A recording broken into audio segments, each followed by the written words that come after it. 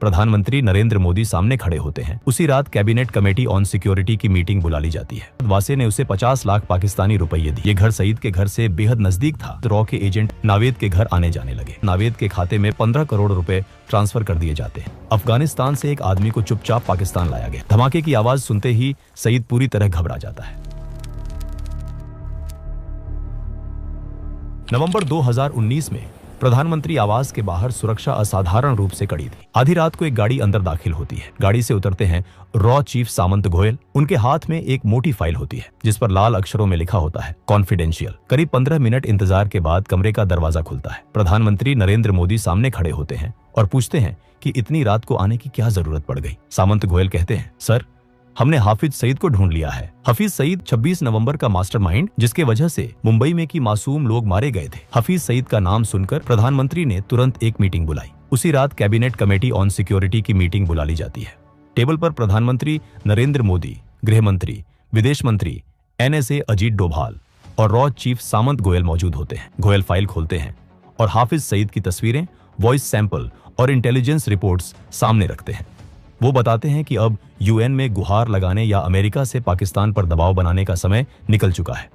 अब भारत को खुद ऑपरेशन करना होगा। जैसे ही ऑपरेशन शब्द सुनाई देता है, प्रधानमंत्री पूछते हैं कि ऑपरेशन से उनका क्या मतलब है। गोयल साफ शब्दों में जवाब देते हैं कि हाफिज सईद को पाकिस्तान में उसके ISI आकाओं के सामने मौत के घाट उतारा जाएगा।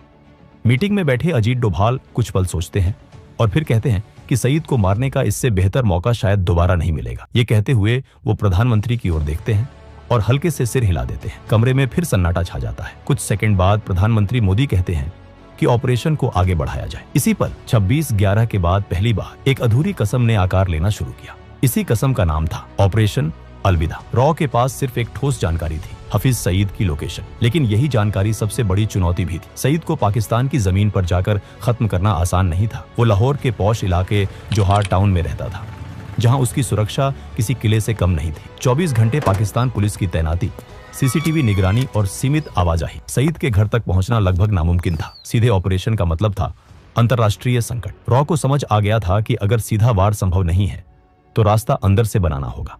इसके लिए जरूरी था सईद के घर के बेहद पास एक सुरक्षित और भरोसेमंद लोकल बेस।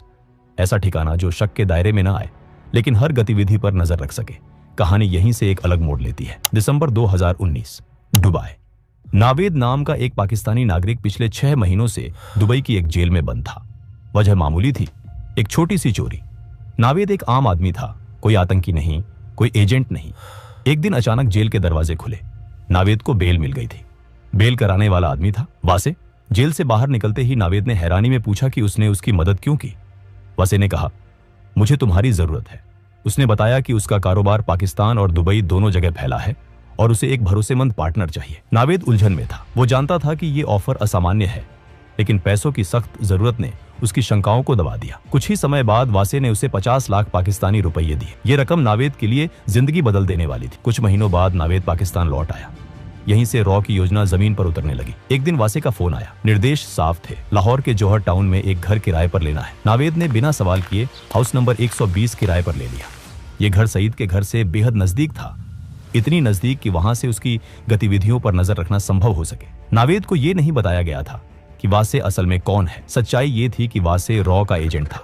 जो बेस रॉ महीनों से ढूंढ रही थी वो अब नावेद के घर के रूप में मिल चुका था। इसके बाद रॉ के एजेंट अलग अलग समय पर नावेद के घर आने जाने लगे, कभी कुछ दिनों के लिए, कभी कुछ हफ्तों के लिए। नावेद ने कभी सवाल नहीं किए, वो वही करता रहा जो वासे कहता था। अगले 6 महीनों में रॉ के एजेंट्स ने हफीज सईद की हर गतिविधि को बेहद बारीकी से ट्रैक किया। उसके घर के बाहर क्या हो रहा है, घर के अंदर कौन आ जा रहा है, किस समय कौन सी हलचल होती है, ये सारी जानकारी मिनट दर मिनट दर्ज की जाती रही। जौहर टाउन में बना वो गुप्त ठिकाना अब पूरी तरह काम करने लगा था। ये सारी इंटेलिजेंस लगातार भारत भेजी जा रही थी। दिल्ली में बैठे रॉ चीफ सामंत गोयल हर अपडेट पर नजर रखे हुए थे। ऑपरेशन अब अपने आखिरी चरण के बेहद करीब पहुंच चुका है। इस दौरान एक बात किसी के ध्यान में नहीं आई। नावेद हफ्ते में एक बार अपने परिवार से मिलने जाता था। ये उसकी सामान्य दिनचर्या का हिस्सा था, इसलिए रॉ के एजेंट्स ने इस पर ज्यादा ध्यान नहीं दी। उन्हें लगा कि ये एक आम आदमी की आम जिंदगी है।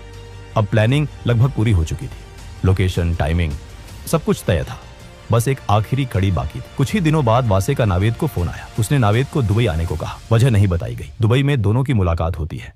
बातचीत के दौरान वासे अचानक एक गंभीर सवाल करता है। वो कहता है क्या तुम्हें नहीं लगता कि पाकिस्तान जिन आतंकियों को पनाह देता है वो गलत है? नावेद बेपरवाही से जवाब देता है, इससे हमें क्या फर्क पड़ता है, वो तो हमारे दुश्मन हिंदुस्तानियों को मारते हैं। वासे कुछ पल चुप रहता है, फिर वो कहता है, मैं एक यहूदी के लिए काम करता हूँ। 26/11 हमले में उस यहूदी ने अपना पूरा परिवार खो दिया था।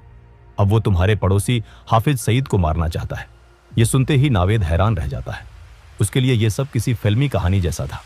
वासे आगे कहता है, मुझे सईद को मारने में तुम्हारी मदद चाहिए। नावेद को ये बात मजाक लगती है। वो साफ कहता है कि वो इसमें शामिल नहीं होगा, लेकिन वासे उसे एक और ऑफर देता है। अगर वो मदद करता है तो उसे अपने पूरे परिवार के साथ अमेरिका में बसाया जाएगा, साथ ही करोड़ों रुपये भी मिलेंगे। नावेद के सामने अब जिंदगी का सबसे बड़ा फैसला था। एक तरफ डर, दूसरी तरफ पैसों और सुरक्षित भविष्य का लालच। काफी देर सोचने के बाद आखिरकार नावेद हाँ कह देता है। इसके कुछ ही समय बाद नावेद के खाते में 15 करोड़ रुपए ट्रांसफर कर दिए जाते हैं। ये इस बात का संकेत था कि अब पीछे हटने का कोई रास्ता नहीं है। अब ऑपरेशन अलविदा अपने अंतिम मोड़ पर था। कई हफ्तों की गहन सोच विचार और जोखिम के आकलन के बाद रॉ एक निर्णायक नतीजे पर पहुंची। तय हुआ कि हाफिज सईद को कार बम के जरिए निशाना बनाया जाएगा। नावेद के घर में रह रहे रॉ के एजेंट्स ने चुपचाप एक काली टोयोटा कोरोला खरीदी। इसी गाड़ी के भीतर 300 किलो RDX भर दिया गया। पूरा काम इतनी सफाई से किया गया कि किसी को शक तक नहीं हुआ। इस कार को नावेद के घर से कुछ दूरी पर एक अंडर कंस्ट्रक्शन बिल्डिंग में पार्क कर दिया गया। वहां न चौकीदार था न कैमरे। इस कार के बारे में नावेद को बिल्कुल पता नहीं थी। अब रॉ के सामने सबसे बड़ा सवाल था, इस कार को सईद के घर तक कौन ले जाएगा? यह ऐसा काम था जिसमें ड्राइवर का जिंदा लौटना लगभग नामुमकिन था। रॉ को एक ऐसे इंसान की जरूरत थी जो पैसों के बदले अपनी जान देने को तैयार हो। कुछ ही समय बाद अफगानिस्तान से एक आदमी को चुपचाप पाकिस्तान लाया गया। वो बेहद गरीब था, लेकिन एक बात साफ थी, वो मरने से नहीं डरता था। उसे भरोसा दिलाया गया कि ऑपरेशन के बाद उसके परिवार को बड़ी रकम दी जाएगी। अब नावेद के घर में कुल 4 लोग थे, 3 रॉ एजेंट और 1 अफगानिस्तानी। नावेद ने कभी नहीं पूछा कि ये लोग कौन हैं, कहां से आते हैं और क्या करते हैं। वो वही करता रहा जो उसे वासे कहता था। रॉ का प्लान अब तक बिना किसी रुकावट के आगे बढ़ रहा था, लेकिन हर ऑपरेशन में एक ऐसा पल आता है जहां सब कुछ अचानक बदल जाता है। 13 मई 2021 वासे, जो इस पूरे नेटवर्क की सबसे अहम कड़ी था, नई दिल्ली में अपने परिवार के साथ ईद मनाने आया हुआ था। त्योहार के बाद वो अगले ही दिन दुबई लौटने के लिए घर से निकलता है। रास्ते में अचानक उसे चक्कर आता है। वो संभल नहीं पाता और जमीन पर गिर पड़ता है। तुरंत उसे अस्पताल ले जाया जाता है। शुरुआती जांच में डॉक्टरों को पता चलता है कि वो कई दिनों से तेज बुखार से पीड़ित था। कोविड टेस्ट कराया जाता है, रिपोर्ट पॉजिटिव आती है। हालत तेजी से बिगड़ती है और वासे को ICU में शिफ्ट कर दिया जाता है। अगले 2 दिन वो जिंदगी और मौत के बीच जूझता रहता है। आखिरकार रॉ का ये जाबाज और बेहद अहम एजेंट दुनिया को हमेशा के लिए अलविदा कह देता है। जैसे ही ये खबर रॉ हेडक्वार्टर्स पहुंचती है, वहां भूचाल आ जाता है। वैसे सिर्फ एक एजेंट नहीं था, वही नावेद को संभालता था। उसकी मौत का मतलब था कि पूरा ऑपरेशन फेल। वही दूसरी तरफ नावेद की आदत थी कि वो हफ्ते में एक बार अपने परिवार से मिलने लाहौर से बाहर निकलता था। लेकिन इस बार कहानी कुछ और ही थी। इस बार नावेद की गाड़ी सीधे एक हाई रैंकिंग ISI ऑफिसर के घर पर जाकर रुकी। असल सच्चाई ये थी कि नावेद कभी पूरी तरह ईमानदार नहीं था। वो शुरू से ही वासे पर शक करता आ रहा था। शुरुआत में ये शक हल्का था, लेकिन जैसे जैसे वक्त बीतता गया, ये शक गहराता चला गया। और जिस दिन वासे ने उसके सामने हफीज सईद को मारने की बात कही, उसी दिन नावेद का शक यकीन में बदल गया। नावेद समझ चुका था कि वो किसी बेहद खतरनाक खेल का हिस्सा बन चुका है। इसी जानकारी को वो चुपचाप पाकिस्तानी एजेंसियों तक पहुंचा देता है। ये खबर बेहद सेंसिटिव थी और इसके असर तुरंत दिखने लगे। रॉ तक जैसे ही ये इनपुट पहुंचता है, हालात पल भर में बदल जाते हैं। एजेंसी बिना एक पल गवाए आदेश देती है कि जौहर टाउन वाले घर से सभी एजेंट्स को तुरंत निकाल लिया जाए। कुछ ही घंटों में वो घर खाली कर दिया जाता है। इसके बाद ISI के लोग उस इलाके की छानबीन करती है, लेकिन उनके हाथ कोई ठोस सबूत नहीं लगता। अब रॉ के सामने सबसे बड़ी दुविधा खड़ी हो जाती है। महीनों की मेहनत, रिस्क और तैयारी, सब कुछ दांव पर लगा था।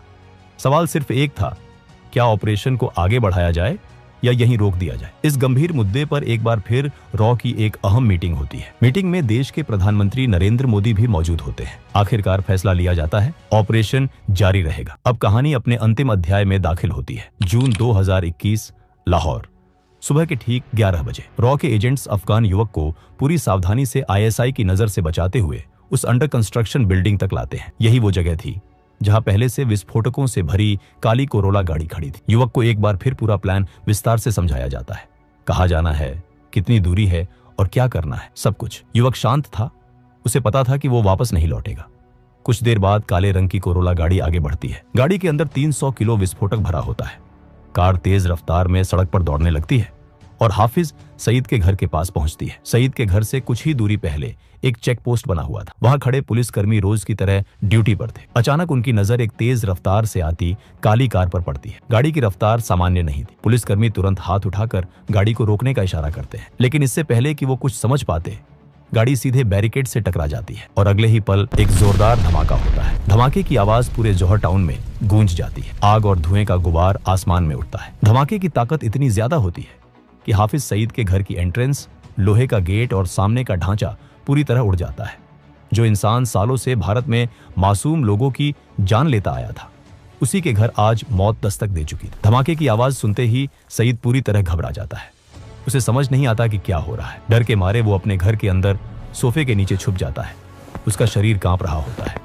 पहली बार उसे एहसास होता है कि खतरा अब सिर्फ भारत तक सीमित नहीं है। हालांकि इस धमाके में सईद बच जाता है और इसी वजह से ऑपरेशन अलविदा अपने अंतिम उद्देश्य में पूरी तरह सफल नहीं हो पाता। लेकिन इस नाकामयाबी के बावजूद एक बात बिल्कुल साफ हो जाती है। सईद अब ये समझ चुका होता है कि वो रॉ से बच नहीं सकता। इस घटना के बाद पाकिस्तान में बैठे छोटे बड़े सभी आतंकियों तक एक साफ संदेश पहुंच जाता है। संदेश में कोई शब्द नहीं होते, लेकिन मतलब बिल्कुल साफ होता है। ये नया भारत है।